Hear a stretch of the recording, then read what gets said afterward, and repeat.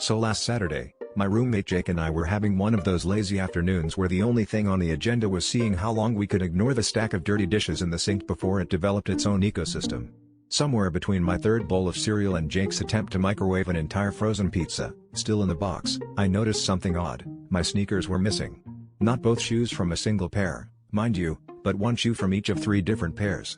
At first, I blamed the dog, but then I remembered we don't actually have a dog. Or any pets, unless you count Jake's moldy cheese collection in the fridge. Jake, of course, claimed innocence and suggested maybe I just walked off with them, which is a pretty bold claim given the laws of physics and the fact that I've been wearing slippers shaped like giant fish since breakfast.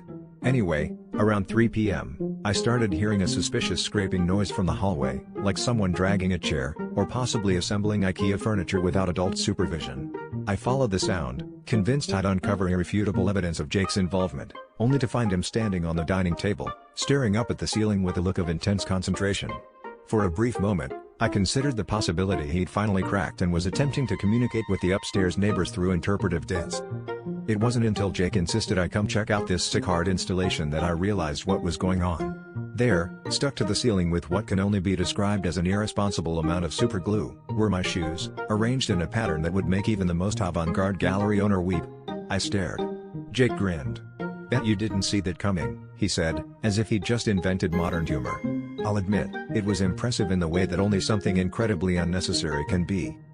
But here's the thing, Jake didn't know about my secret obsession with bouldering videos and terrible puns. While he watched, waiting for me to freak out, I simply kicked off my slippers, leapt onto the table, and started scaling the wall, making dramatic grunt noises like my favorite climbers. "Joke's on you, Jake," I called down, "I've always wanted to try a soul climb."